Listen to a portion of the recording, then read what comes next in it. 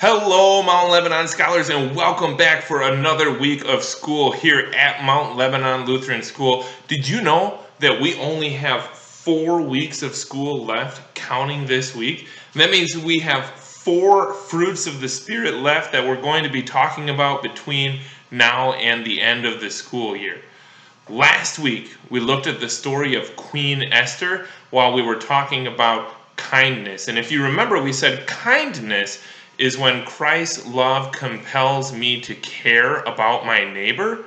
And so caring about someone is when I want the very best for them, right? This week's fruit of the Spirit is goodness. So if kindness is when Christ's love compels me to care about my neighbor, now goodness is when Christ's love compels me to put my care into action. So I don't just want what's best for somebody, I do what's best for them.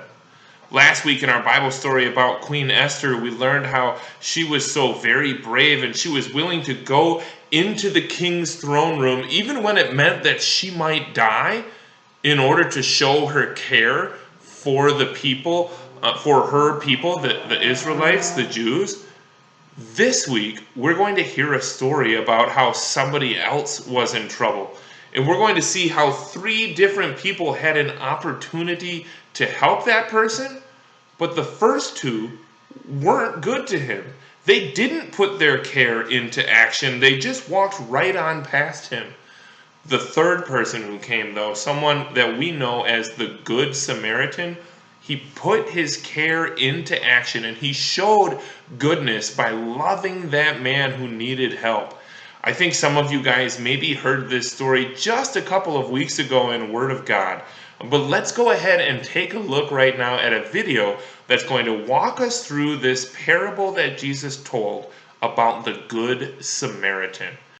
God's story, the Good Samaritan. So part of God's story is about a Good Samaritan, and it goes like this. When Jesus lived on earth, he often told stories to teach us things. Stories that teach a lesson are called parables. One day, Jesus told a parable about a good guy from a place called Samaria, a Good Samaritan, to a group of Jewish people. It all started when a Jewish expert in the law asked Jesus, "What must I do to receive eternal life?" Basically, he was asking, what do I have to do to be perfect? Since this guy was an expert in the law, he thought he already knew how to be perfect because he knew all the rules. He just wanted to see what Jesus would say.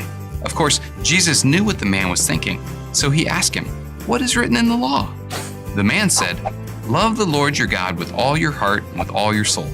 Love him with all your strength and with all your mind. And love your neighbor as you love yourself." So he asked Jesus, "And who is my neighbor?" Jesus answered him by telling this story.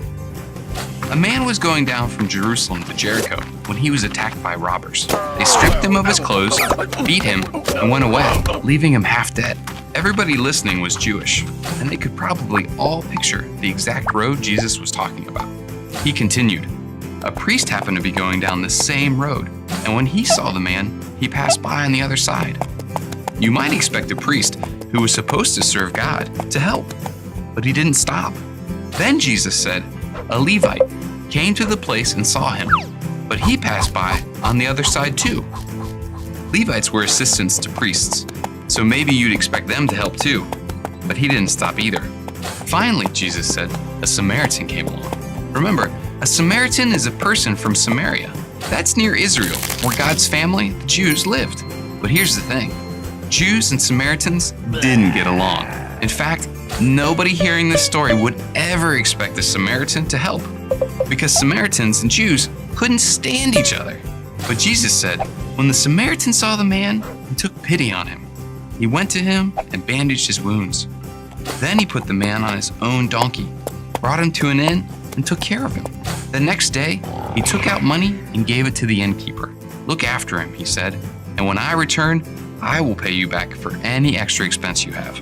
Then Jesus asked, "Which of these 3 do you think was a neighbor to the man who fell into the hands of robbers?" The expert in the law didn't even want to say the word Samaritan, but he admitted, the one who had mercy on him.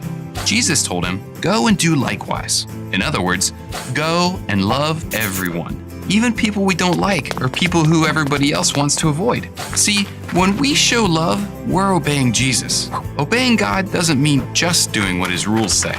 It means loving him more than anything and showing his love to every single person that we meet. And that's the story of the Good Samaritan. The Good Samaritan was able to help the man who needed help. He shared his love and his care for that man by picking him up and taking him and helping him, taking him to the inn and getting him all of the healing that he needed. What about you and me, friends? How are you and I able to show our care for other people and put that care into action? That's what we're going to be talking about this week. And let's just say a quick prayer right now. Dear Jesus, we thank you that you loved us and you put your care into action for us by dying on the cross to take away our sins.